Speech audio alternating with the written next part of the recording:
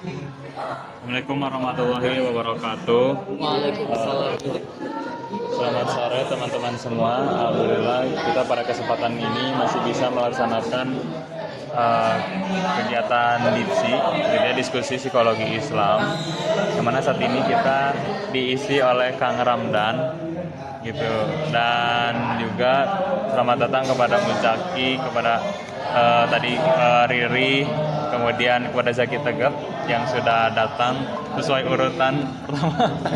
Tidak apa-apa. Semoga kita semua dalam keadaan sehat walafiat. Oke teman-teman semua, agar tidak menyita waktu lebih banyak, mungkin diserahkan kepada Kang Ramdan untuk menyampaikan materinya. Kang. Menyampaikan materi ya, tapi lebih tepatnya tuh formatif untuk diskusi gitu. Oh, iya. Jadi mengarah di dua arah. Ya Bismillahirrahmanirrahim. Assalamualaikum teman-teman. Semoga sore ini teman-teman masih ceria dan masih semangatnya. Walaupun sekarang hujan, tadi hujanannya tadi enggak ya. Apalagi habis UTS, semoga aja makin masih semangat gitu dan cari ilmu gitu ya. Tadi juga sebelumnya kita udah kenalan ya, ini sama Riri, terus Jaki, Yahdan, Syahdan. Nah di sini kita ada yang tahu nggak mau ngebahas tentang apa? No, itu ibu kata apa sih ini? Psikoanalisis.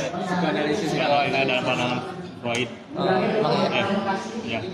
Ya, jadi kita mau ngebahas tentang konsep psikoanalisisnya Sigmund Freud. Kenapa ada tambahan Sigmund Freud? Karena memang psikoanalisis itu ada banyak ya, ada dari Carl Jung, terus ada juga Anna Freud dan lain-lainnya gitu. Nah, sekarang di sini kita mau ngebahas si Sigmund Freud-nya aja gitu. Jadi udah pada kenal kan sama Sigmund Freud? Can kenalan ya? Belum dekat sih kan? Belum dekat. Aduh, bahari gitu. Nah, jadi Sigmund Freud itu ini ya, psikiater asal Austria, dan dia juga pendiri aliran psikoanalisis yang menjadi awalan bagi perkembangan psikologi modern gitu. Jadi psikologi modern itu diawali dengan adanya psikoanalisis. Nah, selain itu dia juga memiliki dua murid yang kita mungkin udah tahu juga ya. Pertama tuh Carl Gustav Jung sama Alfred Adler. Nah, aku mau tanya nih sama kalian, apa sih yang kalian tahu tentang teori psikoanalisis dari Sigmund Freud gitu? Apa aja nih? Nah, dua arah nih. Siapa aja sih? Atau mau dicap-cip? Cip aja kan. Enggak deh. Dari sini dulu ya, dari sebelah kanan aku. Ya, dan yang saya tahu dari Sigmund Freud psikoanalisis tentang pembagian diri manusia itu sendiri gitu, yang dibagi di tiga, ide, ego, super ego. Itu mungkin yang nantinya juga ada soal perkembangan manusia gitu, dari mulai prenatal gitu. Bukan prenatal, sama dari oral gitu ya, sampai anak, kemudian yang lain lah, saya lupa lagi. Itu mungkin yang saya tahu kan. Oke, betul. Tadi ada struktur kepribadian, terus juga proses perkembangan yang yang dicetuskan sama Sigmund Freud. Ada satu lagi nih. Ada yang tahu nggak? Yang ini prasadar, alam bawah sadar sama sadar, itu namanya struktur pemikiran dari Sigmund Freud. Unconscious, preconscious sama conscious gitu. Struktur pemikiran. Iya, struktur pemikiran. Jadi yang namanya struktur Sigmund Freud membagi pemikiran manusia itu menjadi dua bagian sebetulnya. Ada pemikiran sadar, conscious. Terus yang kedua ada pemikiran tidak sadar. Nah, pemikiran tidak sadar ini itu dibagi lagi menjadi dua bagian, yaitu pemikiran tidak sadar dan pemikiran bawah sadar. Nah, pemikiran sadar tuh udah pasti kebayang ya, Jadi kalau misalkan kita tuh baca buku kayak baris per baris, terus setelah kita membaca buku tuh kita merenungi apa sih yang kita peroleh dari buku ini. Oh ternyata maknanya ini. Itu kan memerlukan kesadarannya. Nah itu kan apa yang dimaksud dengan pemikiran kesadaran dari Sigmund Freud. Nah ada juga ini pemikiran alam bawah sadar, preconscious. Jadi di sini tuh preconscious itu adalah pemikiran yang secara tidak langsung tuh tidak kita sadari, tidak kita ingat, tapi berpengaruh besar terhadap tingkah laku kita sehari-hari gitu. Nah itu dari cara kita berbicara, terus bertingkah laku kita dan lain-lain sebagainya. Dan ini tuh biasanya itu bersumbernya dari pengalaman-pengalaman masa lalu yang masuk ke dalam alam bawah sadar gitu. Kayak misalkan gini nih, ada kalian tuh di masa kecil gitu ya, pernah atau misalkan diajarin bahasa Arab gitu kan, atau misalkan nonton film-film drama Cina, drama Korea gitu kan. Nah itu tuh sebetulnya walaupun kita udah nggak ingat gitu ya bahasa-bahasanya, tapi hal itu tuh masuk ke alam bawah sadar. Nah di sana jadi itu juga bisa menjelaskan gitu ya kenapa orang-orang yang bisa dibilang kesurupan gitu ya. Jadi orang yang kesurupan tuh ada banyak yang ketika dia tuh lagi sadar nggak bisa bahasa Arab, nggak bisa berbahasa asing, tapi ketika dia nggak sadar atau dalam transisi ke kesurupan itu dia tiba-tiba bisa gitu kan. Nah itu sebetulnya alam bawah sadarnya tuh mengendalikan dia gitu. Jadi itu bisa dijelaskan lewat secara ilmiah kesurupan tuh gitu. Nah sebelum lanjut ke ini struktur kepribadian, ada yang mau didiskusikan nggak soal struktur pemikiran dari Sigmund Freud ini tuh? Kalau udah kebayang atau belum gitu? Mungkin disampaikan dulu semuanya kan. Oh nggak, aku sih sebetulnya mau ini sih, jadi lebih dua arah gitu. Sebenarnya tadi tuh yang struktur pemikiran tuh saya setahunya itu juga bagian dari struktur kepribadian gitu ya. Makanya dia awalnya kan itu menggunakan bahasa itu conscious, unconscious sama preconscious. Cuma katanya karena itu tuh nggak sesuai, nggak salah buat memecahnya tuh sulit. Katanya menggunakan bahasa yang lebih mendalam untuk menjelaskan ketidaksadaran itu seperti apa, makanya dengan id gitu. Itu bagaimana Kang? Atau mungkin salah pemahaman saya ya? Menjelaskan ketidaksadaran dengan id. Iya, jadi si id itu tuh sebenarnya pengganti istilah untuk si preconscious gitu. Kalau yang saya baca tuh, makanya saya tuh kok ini ternyata beda ya gitu maksudnya. Sebenarnya kan saya salah baca, mungkin dari Akang gimana? Nah, kalau yang aku baca-baca tadi ya dari buku teori kepribadian. Jadi sebetulnya alam bawah sadar kita itu didorong, sumber energi utamanya itu didorong oleh id. Kalau ada papan tulis aku gambar nih. Jadi sebetulnya pakai buku. Nih.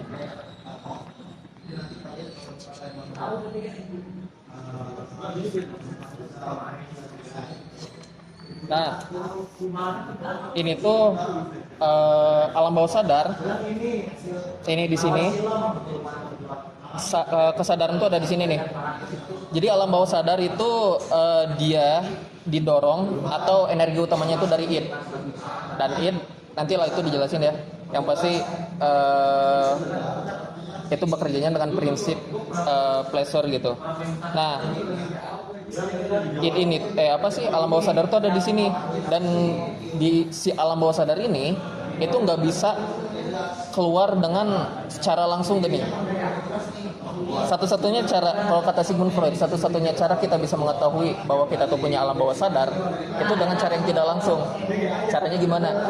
Caranya dengan ada istilah namanya sleep tongue kalau dari Sigmund Freud itu. Jadi kesalahan dalam berbicara yang secara tidak disengaja gitu, atau mungkin dari mimpi yang aneh tapi sebetulnya itu ada apa ya, bersumbernya dari pengalaman-pengalaman yang dari masa lalu gini.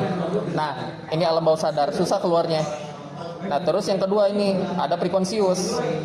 Prekonsius ini itu tuh bisa apa ya? Bisa keluar dengan keluar dengan sadarnya tuh bisa gitu.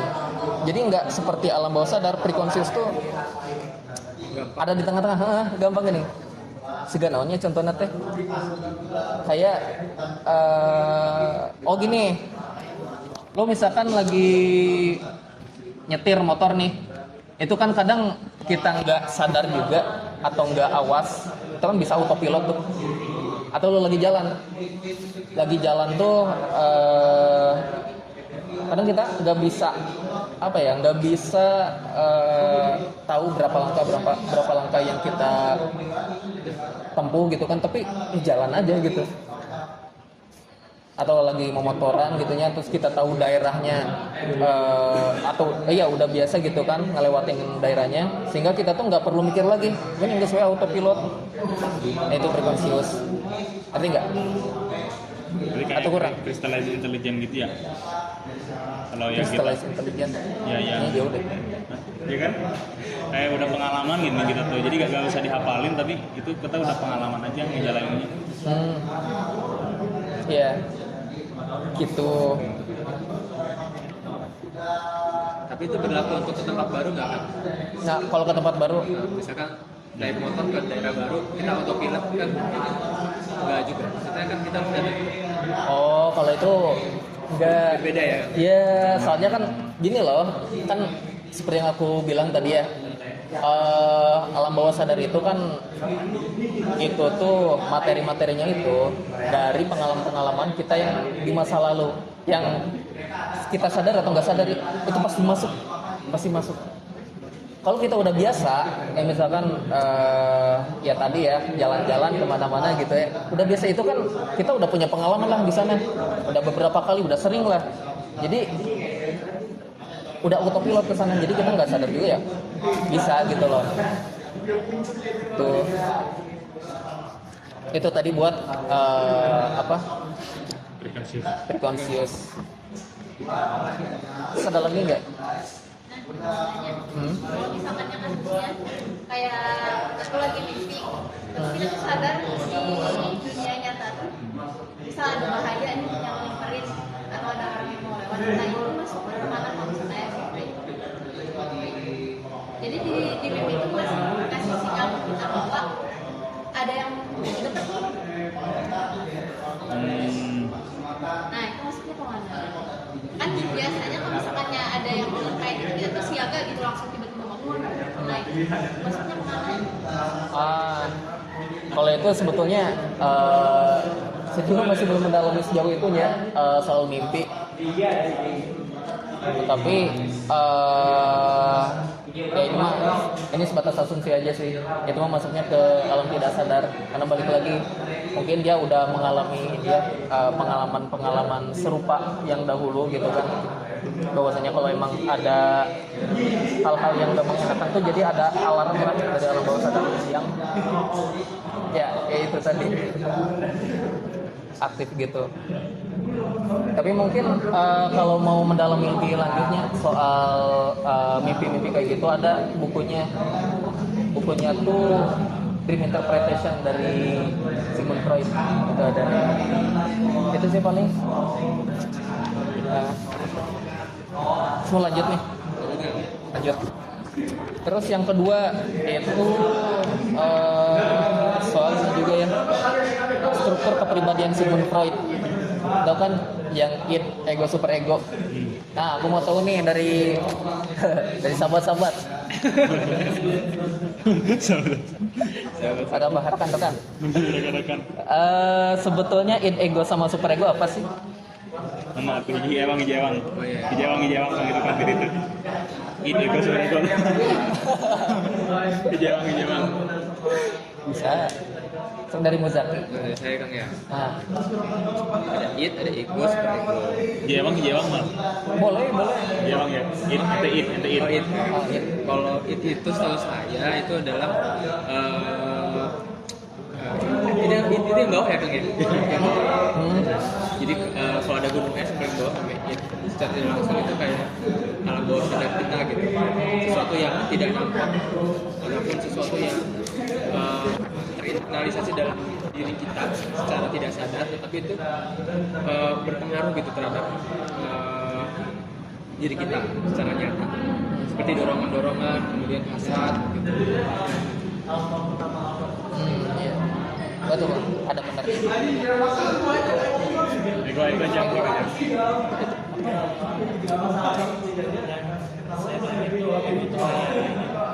Kayak gimana sama supaya memang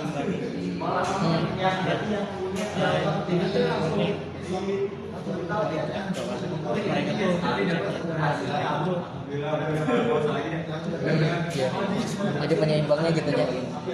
Suara rasionalitas dari untuk menyeimbangkan antara super ego sama it. Benar. Super ego. Itu kayak moralnya gitu. Jadi dari itu superegonya tuh yang bagian si hati nuraninya itu loh. Itu yang kayak di rumah kayak moralnya intinya gitu. Oh, benar. Jadi betul ya apa yang sahabat-sahabat katakan bahwa id, ego dan super ego tuh ya. Jadi id itu adalah prinsip kesenangan. Id itu adalah dorongan dasar yang ada pada dalam diri manusia yang itu bekerja berdasarkan prinsip kesenangan. Jadi memang si id itu pada dasarnya emang memunculkan keinginan untuk memuaskan kesenangan seksual tanpa memedulikan moral ataupun prinsip. Nah, jadi kayak misalkan nih kepuasannya tuh dari mulut kah, dari telinga atau dari mata. Pokoknya nama hal-hal yang bikin kita senang itu dorongannya dari id. Tanpa itu dorongannya dari id.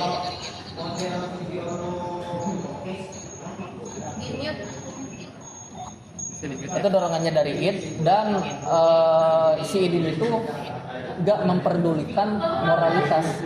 Jadi entah itu apa ya?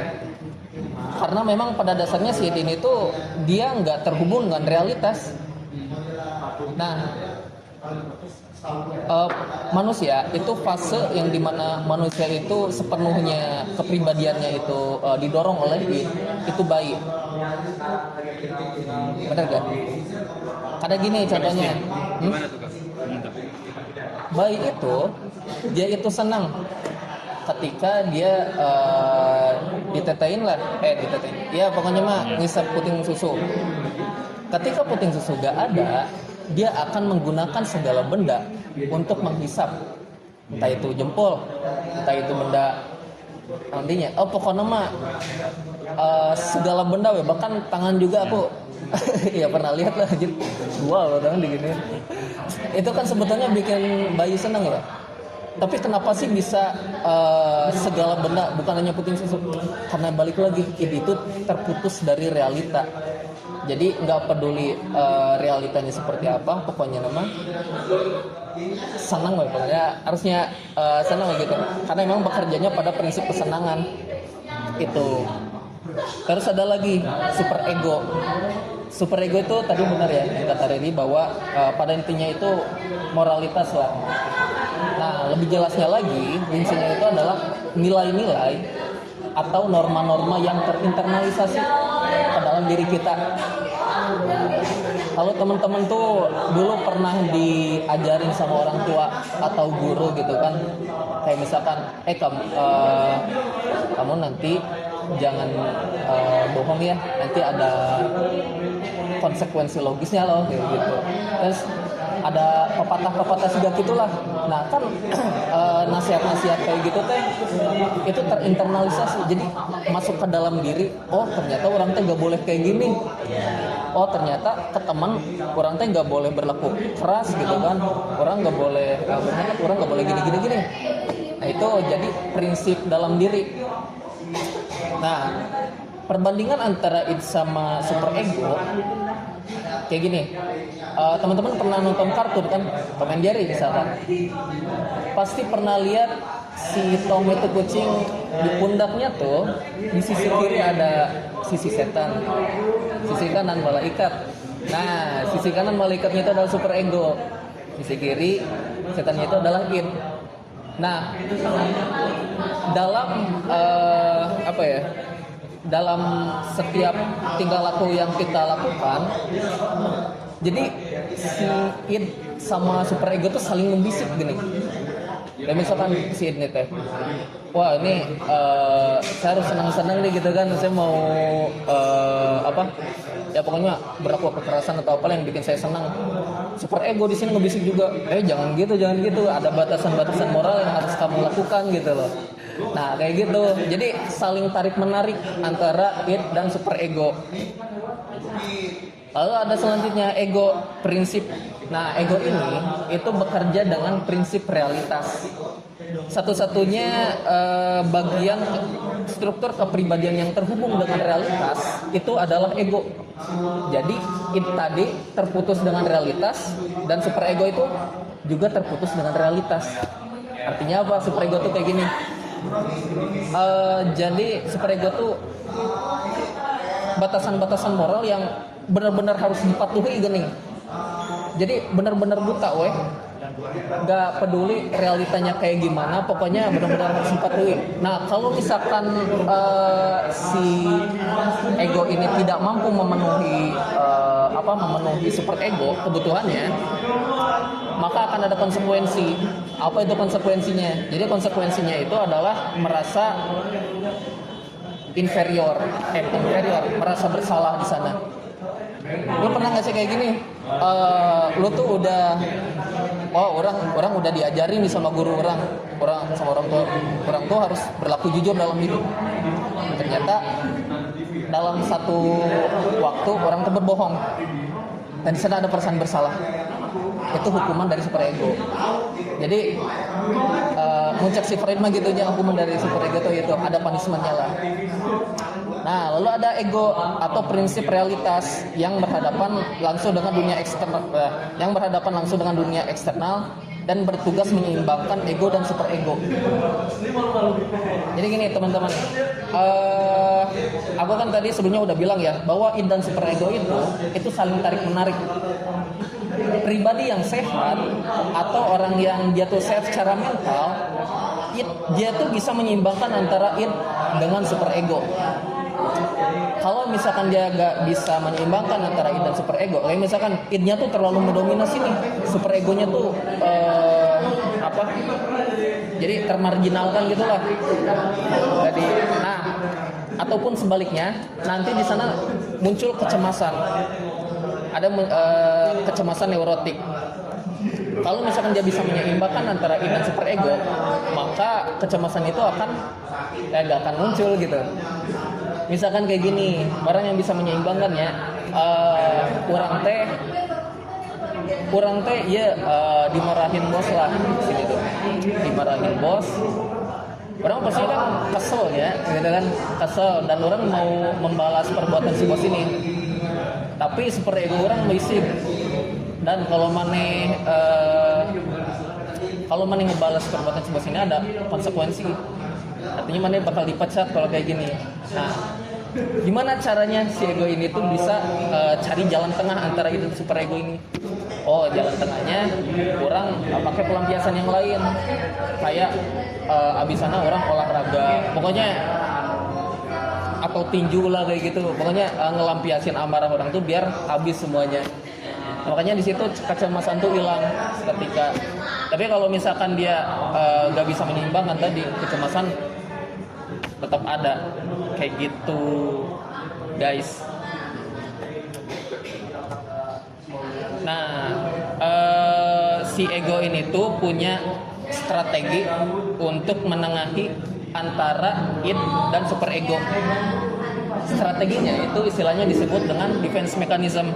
Nah, sebelum lanjut ke defense mechanism, mau ditanyakan mau?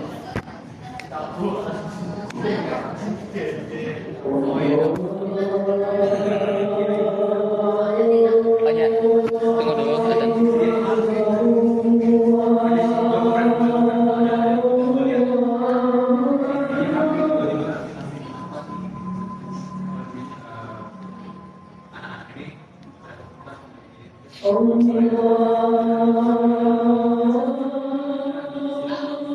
Ini bagian ya super ego yang id. Kan kata itu tuh dua bagian struktur kepribadian yang dia tuh tidak terkait dengan realitas. Nah, tadi bilang yang hanya terpaut dengan realitas itu hanya ego, gitu kan? Nah, kalau misalnya seperti itu soalnya, kalau misalnya seperti itu, berarti secara tidak langsung si super ego juga dia berada di dalam diri manusia itu sendiri. Nah, itu di mana? Super ego. Nah, soalnya kalau misalkan id jelas dia di alam bawah sadarnya, dorongannya itu kuat gitu. Nah, kalau misalkan super ego ketika tidak terkait dengan realitas itu dia dalam diri manusia kan itu berada di mananya? Dia di alam bawah sadar juga. Ya, jadi alam bawah sadar itu jadi tempat gitu di alam bawah sadar. Ya, makanya nungarana ieu mah nya itu tuh entah itu super ego, ini tuh saling bertentangan. Dina jero berarti di unconsciousness atau dina Ya, ada unconsciousness. Jadi unconsciousness teh benar-benarnya gini, chaos di dalamnya. Antara id sama super ego itu bertentangan. Di dalam id juga itu bertentangan. Jadi kayak misalkan kia ya, ada seorang anak yang dia itu dia mencintai orang tuanya, tapi di sisi lain dia juga ingin orang tuanya itu menghilang dari muka bumi. Itu keinginan dari idnya gitu. Tapi id bisa loh kayak gitu. Maksudnya tuh bisa mendorong orang buat berpikir seperti itu.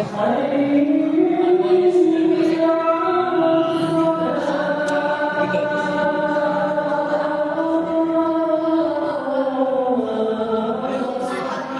Nah, super ego. Jadi kalau id mah kan awal munculnya emang ketika manusia udah masih dari kecil juga, dari bayi itu udah ada.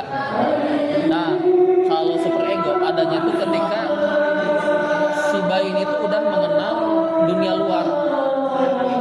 Karena ya balik lagi nya dan super ego mah norma atau nilai-nilai yang terinternalisasi. Dia mesti belajar dari dunia eksternalnya. Seperti apa? Kalau misalkan dia gak belajar ya nggak akan ada di super ego. Dan kalau nggak salah di buku ini tuh antara umur 4 sampai 5 tahun super ego itu baru ada. Itu baru si anak itu baru belajar ada ya hal yang boleh dilakukan dan yang nggak boleh dilakukan. Nah, itu super ego. 4 sampai 5 tahun. Ya pasti Dibaca si Nah, itu aku belum baca sih jujur. Ada perkembangan manusia. Itu sebetulnya ada sedikit lagi sih yang dibahas, tapi bisinya bisi beres maghrib nih. atas maghrib. Kayaknya sih. Gitu aja, we. Lanjutin aja si defense mechanism-nya. Oke. Habis itu kita tanya jawab intens. Habis itu kita tanya jawab intens. Oh, Habis itu. boleh.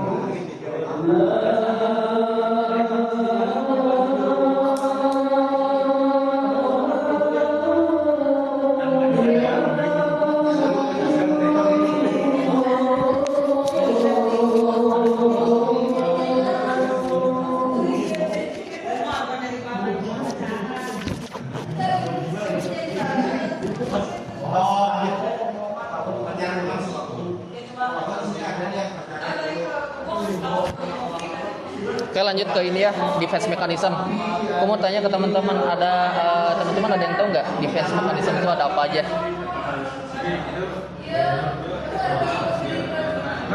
Mana itu apa? Ada kan yang tahu? Oh, ini anak klasik pasti banyak tahu lah. Satu psikologian. Dari ini rasionalitas. Rasionalitas. Kan lihat ini. Kalau saya cuma itu sih. Apa? Saya emang tahunya itu aja. Oh, Kalau yang lain dari Jaki. Apa? Lupa. Nah itu Itu defense mechanism lupa. Bisa itu masuk represi jadinya. Iya. Apa? Menghilang. Mengelak. Jadi ngehindar gitunya.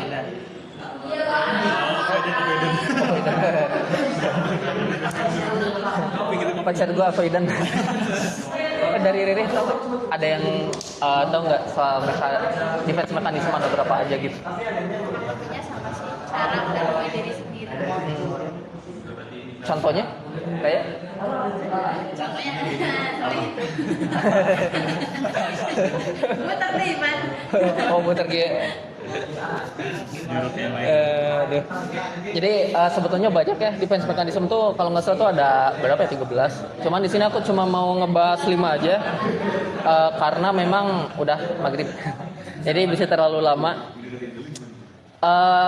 Dan ini juga sebetulnya 5 ini tuh paling umum terjadi gitunya defense mechanism tuh. Dan paling populer yang paling banyak terjadi tuh itu represi yang pertama. Ada yang tahu nggak represi, Non? menekan. Menekan. Menekan. Jadi represi itu gini, satu perasaan atau dorongan-dorongan yang dimana dorongan ini tuh ditekan ke alam tidak sadar dikarenakan itu ada tidak diterima secara sosial atau memang superego itu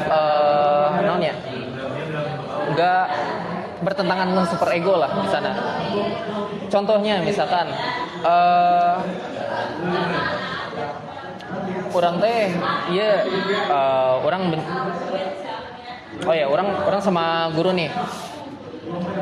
Orang tuh benci ke guru orang karena guru orang tuh dia berlaku otoriter, dia keras sama orang.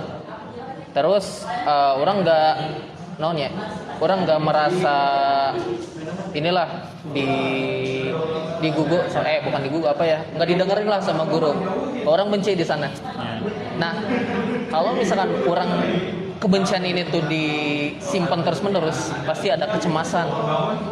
Nah, gimana caranya si kecemasan itu hilang?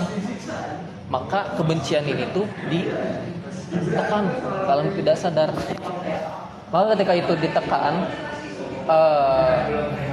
kita bakal biasa-biasa aja, atau bahkan ada beberapa kejadian lupa gini dengan kejadian itu karena ya ditekan ke alam bawah sadar gitu. Tapi ketika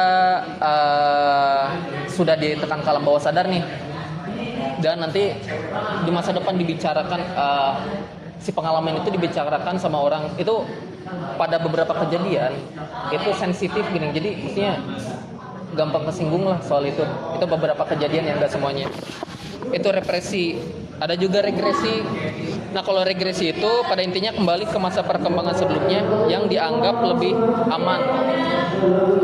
Aku tuh gini loh, kurang teh baheulanya amun kalau lagi masa kecil, kan orang masa kecilnya kebahagiaan nih. Ya kan, ketika orang-orang di masa kecilnya main gitu kan, atau punya banyak mainan, orang sendiri enggak. Nah, kalau orang dipaksa belajar terus gitu kan sama orang tua orang. Ketika orang pada umur sekarang, umur 20 tahun, orang kangen nih pada masa-masa kecil karena orang ngerasa orang bahasa letik nggak ngerasa seperti anak kecil gini. Jadi orang mau jadi anak kecil lagi. Tapi kan ya di sisi lain gak bisa lah, orang udah umur 20 tahun. Nah di sana ego nyari jalan tengah. Orang jadi anak umur 20 tahun yang tekan di sana. jadi walaupun umur orang 20 tahun, tapi orang ya masih banyak mainnya. Orang loba main game kan kayak gitu. Dan banyak gak seriusnya di sana karena memang ini tuh sebagai defense mechanism orang biar orang tuh nggak terlalu ya. Ini tuh biar ngehilangin kangen orang dengan masa lalu, masa kecil, dia menghilangkan kecemasan kayak gitu. Itu regresi. Ada juga proyeksi. Ada yang tahu ke proyeksi apa? Proyektor lah. Proyeksi. Meminikan apa ya? Menginisikan apa Menginternalisasikan. Eksternalisasikan mungkin. Internalisasi kan lagi ya. Gitu, internalisasi. Jadi proyeksi itu kayak gini. Ini pengalaman aja sih. Orang pernah sama teman orang tuh orang nggak suka lah karena ada beberapa kejadian yang nggak mengenakan. Dan emang orang juga gak suka sama sifatnya. Yang ternyata emang sifatnya itu pemalas. Kalau misalkan kerja kelompok gak kontribusi, kuliah bolong-bolong wae. Nah, sebetulnya orang gak suka dia karena sifatnya tuh itu kan gak terlalu berhubungan dengan orang ya sebetulnya. Di sisi lain, ternyata orang juga melakukan hal yang sama kayak dia. Orang tuh sebetulnya kebiasaannya malas dia emang kadang mabawai kuliah dan orang benci hal itu gini. Tapi orang gak bisa berhenti dari kebiasaan itu. Dan ketika orang lihat teman orang yang kebiasaannya sama, orang benci dia. Itu memproyeksikan. Jadi hal yang sebetulnya ada pada diri sendiri itu orang proyeksikan ke orang lain. Gitu. Jadi itu tuh sebetulnya biar mengurangi ya balik lagi kecemasan lagi ya defense mechanism gitu. Karena kalau misalkan kita menyalahkan diri sendiri, orang teh orang benci sifat malas, tapi orang sendiri kan malas. Artinya kan orang benci diri sendiri. Lebih baik orang benci orang lain ketimbang orang benci diri sendiri kan gitu. Kayak gitu. Jadi ya udahlah. Si ego ini tuh cari jalannya strateginya. Ya udah proyeksikan ke orang lain. Lebih baik benciin itu orang pindahkan ke orang lain ketimbang ke orang diri sendiri. Kayak gitu. Kita proyeksi guys. Lanjut ke formasi reaksi. Formasi reaksi. Nah, ada yang tahu belum? Gini deh, aku jelasin nanti teman-teman kasih contohnya aja, pasti ada yang tahu lah. Jadi formasi reaksi itu simpel nama, bertindak sebaliknya dengan apa yang ada dalam perasaan atau dorongan dan biasanya berlebihan. Aku pengalaman lagi, oversharing nih. Coba contoh. Contoh, ya gak apa-apa, biar lebih seru aja. Jadi orang teh, aku dulu pernah ada kelas sama guru ngaji, guru D-nya. Jadi sebetulnya guru ngaji itu balik lagi otoriter, keras, jangan terus sampai orang mah kesehatan teh. Cuman emang ya karena kalau orang tuh masih nyimpan ketidaksukaan terhadap dia tuh ya jelek juga ke orang. Jadi orang bikin orang cemas. Orang berlaku sebaliknya. Karena dia tuh keras sama orang patuh sama dia. Orang tuh gimana ya? Jadi bisa dibilang murid yang teladan. Itu tuh bukan karena orang benar-benar ikhlas dan mau gitu, tapi ya untuk menutupi rasa kecemasan itu. Jadi bertindak yang sebaliknya dan bahkan berlebihan. Ini juga bisa menjelaskan sih sebetulnya kenapa ada di lembaga-lembaga pendidikan, yaitu pesantren ya. Wow. ah Iya. ya kan lembaga-lembaga pesantren di mana ustadz-ustadz atau guru-gurunya tuh itu kan keras ya metode pengajarannya. Biasanya ada metode hukumannya tuh fisik. Tapi si santrinya tuh bisa sampai nurut banget gitu, bahkan mengabdi. Itu bisa jadi defense mechanism, bisa jadi. Nah, aku mau tanya nih ke teman-teman, ada contoh lain nggak? Nah, mungkin ya sharing aja sih ini mah. Jadi itu karena reaksinya berlebihan itu yang disebut itu mekanismenya. Atau kalau misalkan di behavioral itu termasuk ini gak sih? Apa sih? Nanti classical conditioning kita. Enggak, beda. Soalnya kan dia dikondisikan perilakunya, makanya dia nggak fokus ke dalam juga. Tapi secara luarnya dia taat.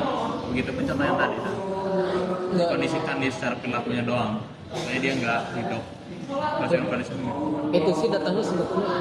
Itu sih sebetulnya datangnya dari internal. Karena defense mechanism untuk menghilangkan rasa cemas. Kalau eksternal ya gimana? Behaviorism yang ngebedain kalau behaviorism hanya nggak akan perilakunya berlebihan gini. Kalau tadi kan classical conditioning ketika di kondisinya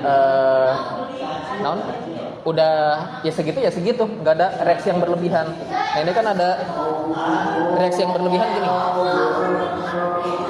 karena emang saking mau menghilangkan rasa kecemasan itu gitu guys.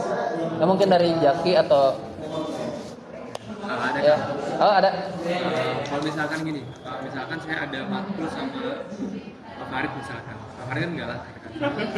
nah bener cok. Alih-alih saya takut untuk meringkas kecemasan tersebut, saya malah jadi anak yang santuy gitu, kayak chill gitu pembawaannya. Itu bisa masuk. Bisa jadi masuk karena memang pengamatan saya juga gitu. Ada teman-teman saya yang diajar sama Pak Farid, bahkan pernah di kelas dia sampai nangis dimarah-marahin, dibentak-bentak tuh. Tapi ketika orang tanya, lu dosen paling suka siapa? Pak Farid. Gitu. Tapi emang dia kalau dikasih tugas apa-apa benar-benar wah gercep gitu, apalagi kalau dari Pak Farid. Bisa jadi gitu ya. Soalnya gitu, maksudnya kalau emang nggak suka juga nggak atau ada kebencian sama beliau disimpan terus kan jadi cemas kan. Jadi itu defense mekanismenya. Lanjut aja nih terakhir, sublimasi. Nah ini defense mechanism yang paling sehat menurut orang. Jadi daripada sebelumnya, sublimasi ini tuh intinya mengekspresikan dorongan dan cara yang lebih dapat diterima secara sosial. Contohnya tuh kayak gini. Dorongan untuk tadi ya. Misalkan orang tuh lagi marah karena dimarah-marahin Pak Farid, kayaknya dimarah-marahin dosen gitu kan. Terus ya orang pelampiasannya dengan olahraga boxing. Nah itu sublimasi. Ya udah kegambar lah ya. Itu sublimasi itu sebetulnya defense mechanism yang paling sehat. Karena sebelum-sebelumnya kan itu ada konsekuensi negatifnya. Represi. Kalau misalkan kita terlalu sering menggunakan menekan dorongan-dorongan atau perasaan yang kita rasakan, satu saat akan ya bakal meledak lah, jadi bom waktu. Makanya kalau teman-teman mungkin di waktu kecilnya, waktu SD gini, ada yang kalau diheureyan saeutik curi wah gitu langsung ngamuk cus gitu. Itu bisa jadi karena dia udah saking banyaknya ngerepresi perasaan-perasaan yang gak mengenakan gitu, makanya meledak gitu. Ada sih satu sebetulnya, hiji deui weh. Ada defense mechanism HJDT displacement, pengalihan. Jadi displacement itu defense mechanism yang dimana kita tuh melampiaskan dorongan-dorongan atau energi ke objek-objek yang nggak mengancam. Contohnya kayak gini, teman-teman ada ini nggak pernah ketemu pembuli gini? ketemu atau apa temannya sempat membuli gitu ke SD atau apa? Pernah membuli. Ah, pernah. Itu sebetulnya perilaku membuli itu defense mechanism. Saya enggak? Terhadap Jadi dari temuan yang saya temuan yang aku ini ya, yang aku baca dari berita-berita, sebetulnya pembuli rata-rata mereka memiliki masalah di rumah. Entah itu masalahnya dengan orang tua, kayak misalkan perceraian sama orang tua, atau orang tuanya gelut wae gini. Terus apa namanya masalah itu kan ngaruhnya ke si anak. Si anak kan ngerasa wah anjir orang frustasi ya. Tapi kan balik lagi kalau kalau si anak ini tuh karena frustasi, ya pasti ada perasaan untuk kayak ngebales gini kan idmak gitu gini. Tapi kan nggak mungkin karena kalau misalkan kita ngebales si anak itu ngebales ke orang tuanya atau ke keluarganya, itu kan ada konsekuensinya, bisa jadi dia diusir atau apa. Makanya dia melampiaskannya di sekolah ke teman-temannya. Makanya ada kan yang sampai ngebulinya tuh nggak ada alasan. Sebetulnya bukan nggak ada alasan, itu cuma jadi tempat pelampiasan aja gitu si korban bulinya kayak gitu. Jadi sebetulnya memang kalau soal bullying ya, orang setuju sih sama guru Gembul bahwa yang pertama kali harus ditolong itu pembuli, baru yang dibully. Karena dua-duanya ya punya masalahnya masing-masing lah kayak gitu. Kan nggak mungkin ada api kalau nggak ada asap. Itu sih guys. Eta kemudian, hah? Mungkin ada asap kalau nggak ada api. Oh, balik. Asapnya kan di pemicu ya. Oh, iya, Kena api benar. gede. Bisa sih. Balik. Kalau tinggal ini. Bener klanek. Bagus kan? Saya ke klanek. Alam sadarnya berarti aware. Ganti moderator, persen. Bahwa ini preconscious yang bicara. Gitu ya guys. Itu mungkin langsung ke sesi pertanyaan. Ya, ada yang ingin tanyakan teman-teman semua? Gimana? Aku ada sisa. Mangga. Jadi gini, kan Freud itu menganggap bahwa ini dari sisi kita kan dari terus beragama Islam dan juga ini organisasi yang berlandaskan ada Islamnya juga gitu ya, psikologi Islam. Freud itu menganggap bahwa agama itu adalah ilusi. Nah, gimana cara kita seorang yang beragama memandang cara memandang pendapat-pendapatnya dari si Freud ini? Apakah kita harus emang menerima begitu saja atau kita harus saring dengan sedemikian rupa atau bagaimana? Ya. Jadi sebetulnya kalau dari pandangan saya pribadi, buat memandang pendapat-pendapat dari seorang pakar itu kita mestinya objektif. Artinya objektif itu kita apabila memandang apakah si teori ini itu benar atau salah, kita nggak memandang subjeknya, siapa orang yang mencetuskan teori ini. Entah itu si pencetusnya tuh dia beragama lain kah, atau punya kultur dari barat kah, atau lain. Jelas kalau memang teorinya itu sesuai dengan realita yang ada, itu mestinya bisa diterima gitu. Itu sebetulnya basic kita seharusnya menjadi seorang mahasiswa, karena balik lagi ya, mahasiswa itu dipersiapkan untuk menjadi saintis, dan saintis itu harus objektif. Terus permasalahan tadi soal Sigmund Freud memandang bahwa agama itu adalah opium atau candu. Kita mesti tahu juga konteksnya. Karena sejauh yang saya tahu, sejarahnya kenapa Sigmund Freud pada tahun abad 19-an dia mengatakan itu. Karena di barat sendiri pada abad 19 agama itu dijadikan sebagai kontrol pengendali massa. Dan jadi sebetulnya ada permasalahan sosial yang merebak yang ada di barat, di Austria pada waktu itu. Tetapi hal itu banyak diredam oleh pemuka-pemuka agama gini. Jadi pemuka agamanya teh banyak yang bilang, oh ya udah bersyukur aja gitu kan. Terus ini pemuka agamanya di Kristen ya, bukan di Islam gitu. Nah makanya emang saya pikir nggak salah juga bahwa dia bilang bahwa agama itu adalah opium, karena memang yang dia lihat, yang dia rasakan adalah ya gitu tadi, dia hidup di lingkungan Kristiani. Ya mau gimana pun, bener gini. Jadi masyarakat pada masa itu kan ini ya lagi kesusahan, terus apalah gitu. Terus ketika dihadapkan pada ritual-ritual keagamaan, ibadah, dan mereka hatinya tenang, itu kan rasa sakit mereka berkurang ya, jadi painkiller.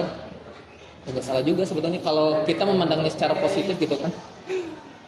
Pernyataan dari Sigmund Freud itu gitu. Yang tanyakan lagi?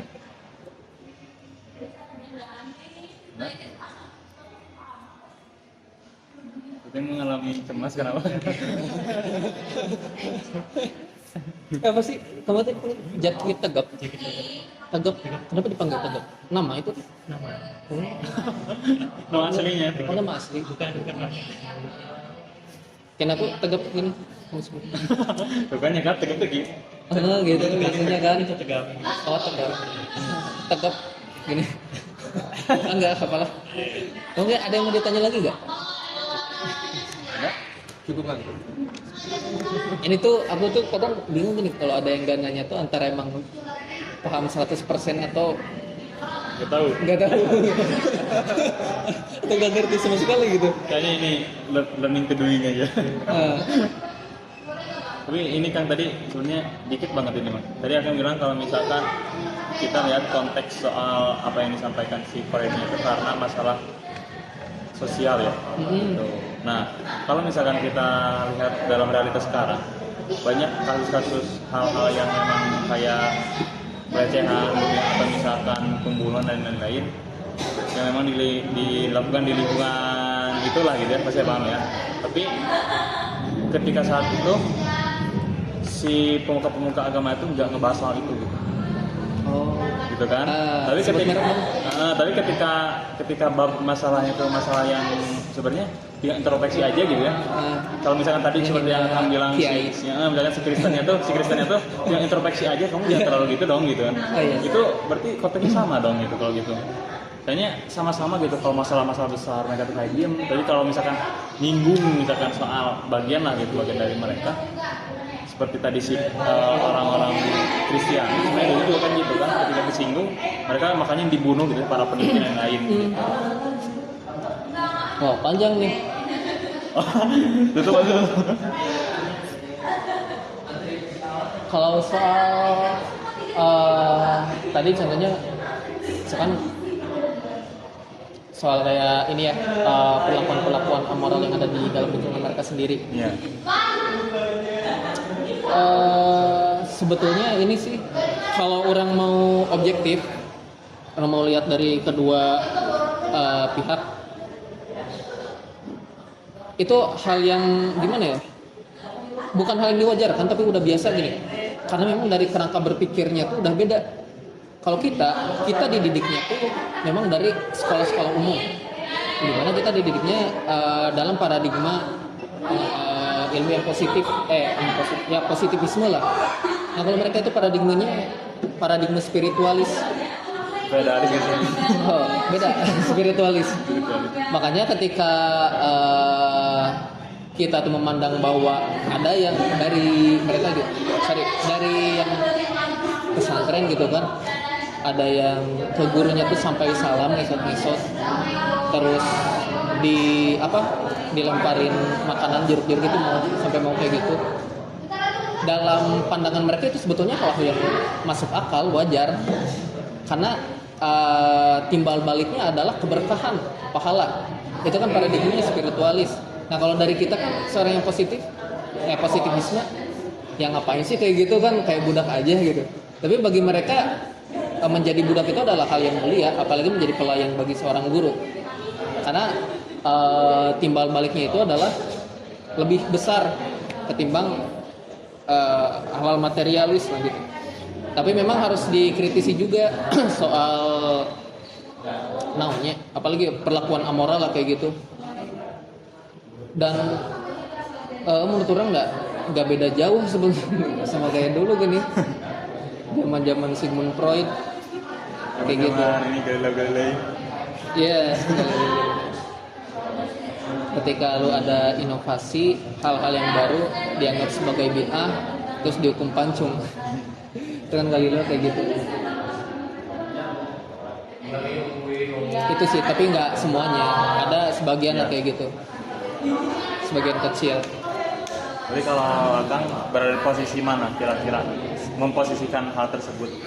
Gua kalau orang sendiri mah memposisikan diri sebagai orang yang awam, boy. Iyalah, Diam dong. iya aja. Maksudnya tuh ya bystander juga nggak terlalu masalah kalau soal ini ya, karena memang orang juga masih belum punya pengetahuan yang cukup di sini. Takutnya tuh kalau memang orang action gitu kan udah ngejudge apa-apa, tapi orang sendiri belum punya pengetahuan yang cukup dari kultur mereka sendiri kayak gimana, tradisi gitu kan, terus dari pandangan kita sendiri kayak gimana, ya jatuhnya orang malah ngericuhin kayak gitu kalau ngekioskan gitu. Oke, siap. Orang awam itu guys. Ada mau lagi yang ditanya? Kagak. Attachment. Harus ada lah yang nanya lah. Masalah. Udah tadi udah nanya. Nanti ini sebenarnya dimatiin dulu. Oh iya. Jadi kalau udah, jadi kita ini dulu. Jadi mending beralih ke yang lain. Gitu. Oh iya. Itu misalkan mau sholat dulu atau misalkan nanti mau diskusi secara informal gitu. Oh iya, boleh. Oh ya, terima kasih teman-teman. Mungkin terima kasih teman-teman udah meluangkan waktu ya di sore yang hujan ini dan sangat menenangkan ini. Semoga teman-teman bisa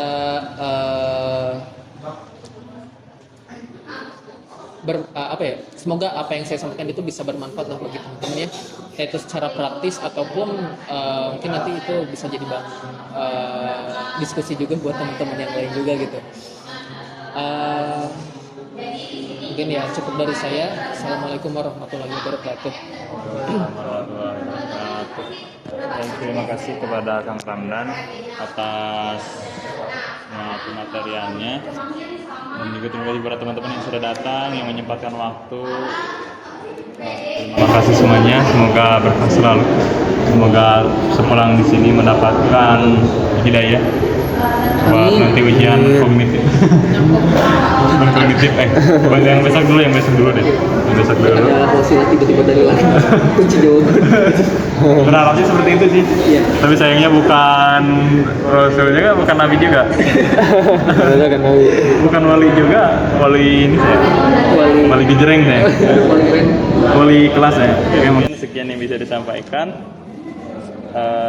Tidak ada kesimpulan yang bisa saya sampaikan. Yang pasti teman-teman punya kesimpulan sendiri dengan cara sendiri dan juga dengan pikiran sendiri. Sekian yang bisa saya sampaikan. Assalamualaikum warahmatullahi wabarakatuh. Waalaikumsalam warahmatullahi wabarakatuh. Mana kirim ya? Rating 1 dari 10. Berapa kerjanya tadi?